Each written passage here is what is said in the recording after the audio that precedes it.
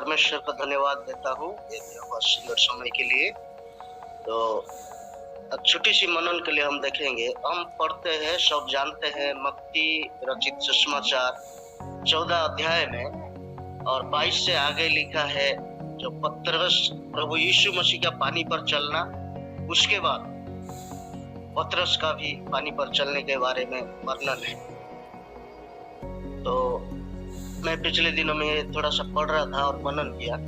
तो रात के समय घनघोर अंधकार है, उस समय जब प्रभु यीशु ने पानी पर चल के आया तो ये बहुत चेलों के लिए एक डरावनी परिस्थिति था और चेलों ने सोचा ये भूत है। लेकिन उसी बीच में हम देखते हैं पतरस, प्रभु यीशु ने बोला ढाढ़स बांधो, मैं हूं। तो पतरस ने प्रभु यीशु को तुरंत कहा, प्रभु ये अगर आप है तो मुझे भी पानी पर चलने की आज्ञा दे। यहाँ हम देखते हैं पतरस ये नहीं सोचा कि सचमुच में ये प्रभु है या क्या है, उसको सोचने के लिए टाइम नहीं मिला, वो तुरंत कूद पड़ा। और आगे को देखते वो कई दूर तक चलते गया, लेकिन आखिरी में जाकर आगे को डूबने लगा। तो यहाँ हम देखते हैं जब प्रभु बोला आ जाओ, तुरंत उसने चलने लगा। पर थोड़ी दूर चलने के बाद जब डूबने लगा तो वहां लिखा है वो अपनी नजर हटाकर इधर उधर देखा तो आंधी तूफान को देखा, हवा बहते हुए देखा, तो उसके अंदर डर आ गया। तो यहाँ बात यह है, जब प्रभु ने खुद बोला चलकर आओ तो फिर डूबा क्यों? प्रभु अपनी जगह से हटा नहीं है, प्रभु वहीं पे ही खड़ा है। प्रभु यीशु जहाँ खड़े था उनको बुलाए वहीं पे है, लेकिन फिर भी उसने डूबने लगा। तो यहाँ लिखा है जैसे ही उसको नजर हटा तो उसने आंधी तूफान को देखा, तो उसके अंदर डर पैदा हुआ और प्रभु यीशु ने उसका सही जवाब दिया। जैसे ही चिल्लाया पतरस, हे प्रभु मुझे बचा ले, तो प्रभु यीशु ने उसको हाथ थाम कर यही कहा कि हे अल्प विश्वासी, क्यों संदेह किया। तो यहाँ विश्वास के साथ चलते हुए उसने डर के कारण, विश्वास के साथ अपना सफर तो शुरू किया, पानी में चलना शुरू किया, लेकिन डर ने उसको डुबा दिया।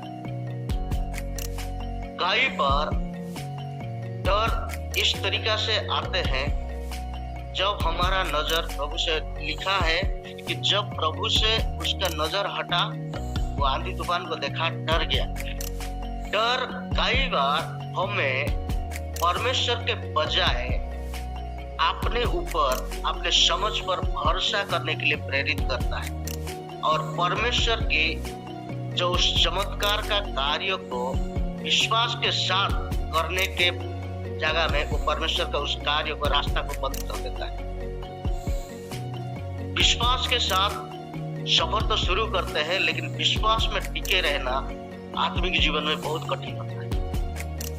विश्वास को थामे रहना, विश्वास में बने रहना, परिस्थितियों के ऊपर विश्वास को मजबूत करके आगे बढ़ना, ये विश्वासी के जीवन में बहुत कठिन हो जाता है। हम जीवन में भरोसा करते हैं, विश्वास करते हैं, बहुत कुछ करते हैं, लेकिन हमारा विश्वास का असली परीक्षा कठिनाई के समय होता है।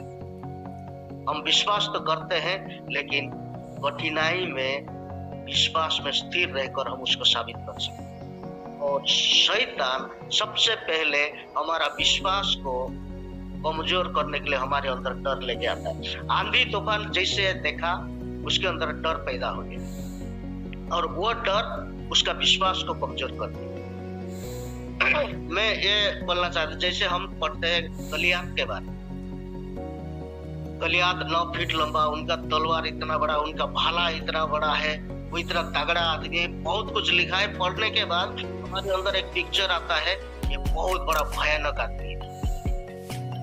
गलियात के बारे में उसका वर्णन जैसे लिखा है, हमें पढ़ने के बाद हमारे अंदर यही पिक्चर आता है, ये बहुत बड़ा भयानक आदमी है, इनके सामने खड़ा होना बहुत मुश्किल है, भयानक आदमी है। लेकिन मैं एक सवाल पूछता हूँ, गलियात कितने लोगों को मारा? गलियात किसी को भी नहीं मारा।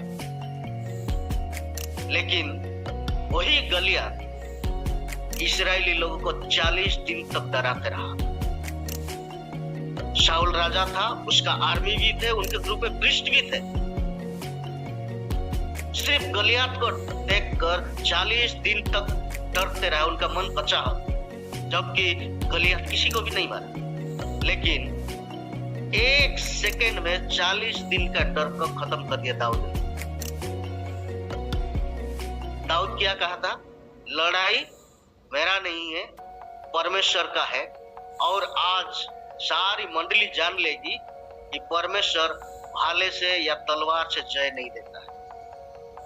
हमारा प्रॉब्लम है, हमारा विश्वास को कमजोर करने के लिए जैसे ही हम परमेश्वर से नजर हटाते हैं तो शैतान हमेशा हमारा नजर में वही चीज लेके आता है जिससे हमारे अंदर डर पैदा करके हमारा विश्वास को तोड़े, हमारा विश्वास को कमजोर करे और हमारे अंदर संदेह हो। तो विश्वास के द्वारा होने वाला उस कार्य को हम सीमित कर देते हैं, परमेश्वर का रास्ता को बंद कर देते हैं। पतरस का डर ने परमेश्वर के द्वारा उस होने वाला चमत्कार कार्य में बाधा डाल दी। क्या पतरस यीशु मसीह तक नहीं पहुंच सकता था? जरूर पहुंच सकता था, और प्रभु यीशु वहीं पे ही खड़ा था।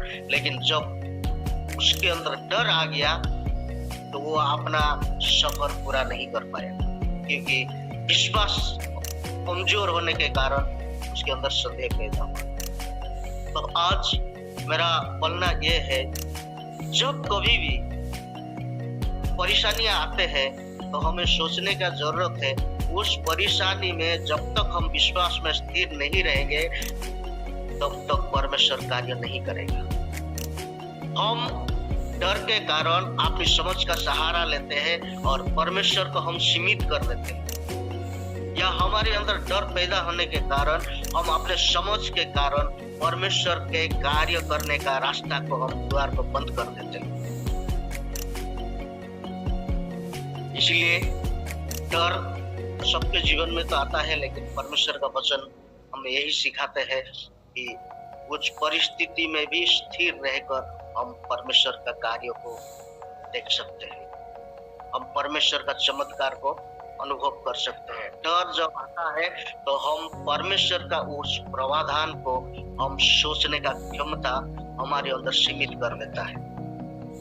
परमेश्वर के ऊपर जो भरोसा करते हैं वो क्षमता को हमें पूरी सीमित कर देता है डर। और शैतान हमेशा वही चाहते हैं, जब हम प्रभु से नजर हट जाते हैं तो वही डर को हमारे सामने लेकर उसने हमारे अंदर विश्वास को तोड़ देता है और संदेह पैदा करता है।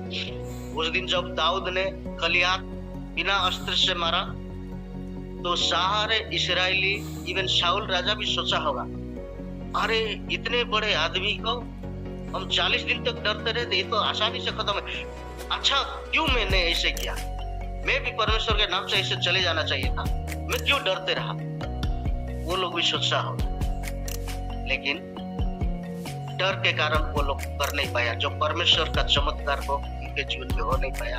और दाऊद परमेश्वर को सीमित नहीं किया, परमेश्वर को अपने विश्वास के द्वारा कार्य करने के लिए एक बहुत बड़ा अवसर को पैदा किया और प्रभु के नाम में गया। तो 40 दिन का डर एक पत्थर में, एक सेकंड में खत्म हो गया।